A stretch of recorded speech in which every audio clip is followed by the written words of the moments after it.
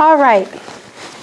Now what I'd like to do right away is teach you or go through again for some of us who already know them and for those of us who are new to experience them, the soul exercises that Rudolf Steiner gave. And it was really, we have the artistic eurythmy, performance art. We have the pedagogical eurythmy. Hi. We have the pedagogical eurythmy, which addresses the development of the children and adults too, but children. And then we have hygienic eurythmy, which is for health of our soul and body. And then we go even deeper into the sounds and into the forces that work in language and music and so on, right into the therapeutic medical eurythmy. Okay, we have all these different pictures, and it used to be that the performing arts, everyone thought that was at the top, but actually the reverse is true. They said, oh, if you can't perform, become a teacher. If you can't teach, become a therapist. It's the other way around, right? So it's very interesting, that perspective. So these sometimes are considered curative eurythmy, therapeutic eurythmy, but they're really hygienic. And I teach them to all of you and to everyone I can get my hands on because today we need them. And it's very helpful. So, for you to do for yourself. Okay? So the first is Veneration. All the vowel sounds are connected to soul gestures in eurythmy. Yeah? So A, when we do this, reverence. And you have all the pictures of the medieval pictures, all these gestures are there in the paintings of reverence, yeah? Mary and the Annunciation, the angel is doing communication, this is communication in eurythmy. She's doing it like this, he, she, it. And Mary is like this, in reverence, receiving. Interesting. So we start out with our feet apart, just for balance. Our weight goes on the balls of our feet, so our heels are still on the floor. So we're anchored, but our weight is more forward. And we take the up. Remember, is opening to receive. And now with a little breath, we move into veneration, where we feel ourselves just bathed. I always say the breath of God pours into you. And now come to yourself. And try not to break too much. It's just moving a tiny bit, shifting our weight from let's just do it. With our weight on the balls of our feet, and now moving so it's more on the heels, but your toes are still on the floor. So it's you're leaning forward, and then back. Okay? Here we go.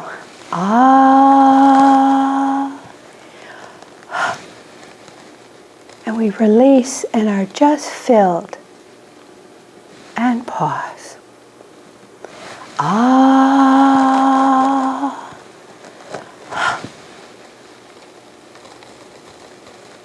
Remember to lift your chin up a tiny bit when you go back so you release your neck. Okay?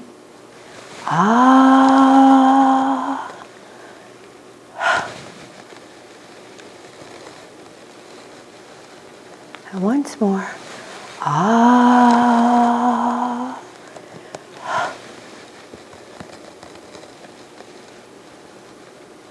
Good.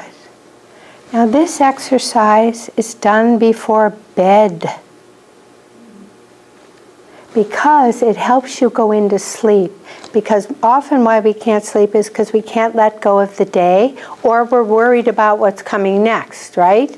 So this helps us let go. It also, every time we work with the back space, strengthening our awareness of the space behind us, the invisible part of us, we strengthen our immune system as well. So you get a double whammy there. So the next one is love A, Liebe A, Amor A, whatever language you want to call it. We'll have to talk about Mandarin later. So we have our feet a little bit apart again for balance. And we start from our heart, these forces flow out through our arms of warmth and love, and we come forward, our posture toward the balls of our feet again, forward into the world. Our palms are facing, right? You can embrace the world. Slightly curve your arms as if you're going to start to make the O. And now you pull back into yourself with A. A little bit, yeah, I know. It's a real contrast, these two together. It's like O and A are opposite, but it's sympathy. Here we have and love for the world, and we need to be a self. We also have to have this. Good, and try to be brave and really do a good yes. Because look, I'm not keeping anybody out. I'm just saying, well, we can chat, but I'm going to protect myself a little bit to be a self. You have to have that, right? So here we go. Love A. And pause. Love A. And rest. Love A. And rest. Good. And it's good to make sure you don't do a double one like this. That's ooh. We got ooh at the end. Try to just keep your arms straight, okay? Just little things. That's wonderful. This is an excellent exercise to help strengthen the whole heart forces. It actually strengthens the actual organ of the heart, yeah, which is always doing this, right? So expanding and contracting, yeah? And this is wonderful to start to be able to protect yourself, especially if you're a person who is always sympathetic. You also need to have some of this in the right way. This is healthy. Now the last one is wonderful for teachers especially, and caregivers, because we give out so much of our forces, we need to pour ourselves back into ourselves, right? You don't even have to find yourself. Just pour the energy back in. So we have to create it. So we take the O, and this we do have our feet apart because we'll bring them together in a second. We lift the O up. We take our weight onto our heels, so we're leaning back a little bit. And we open ourselves and create a vessel of golden light, right? Like a great golden disc behind us. This is the gesture of hope. We're vulnerable, we're listening, we're waiting, actively waiting.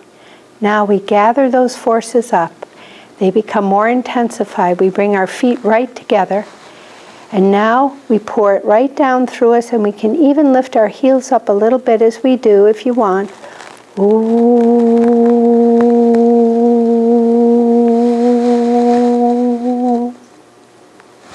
And release. Good, very good. So the back of our hands touch and we press them together all the way down. This intensifies the ooh, which is coming back into the center. Okay? So let's try that one more time, a couple more times, sorry. So, hope.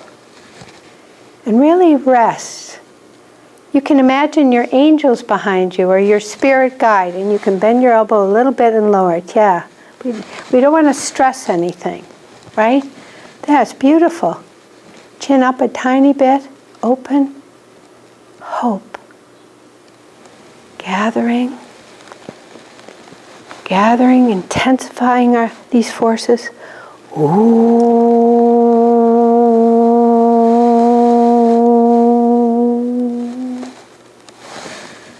Rest. And once more.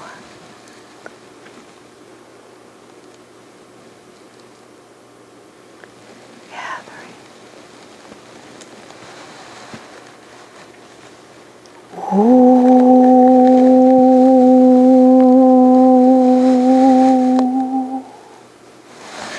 And release. Yeah? Very good.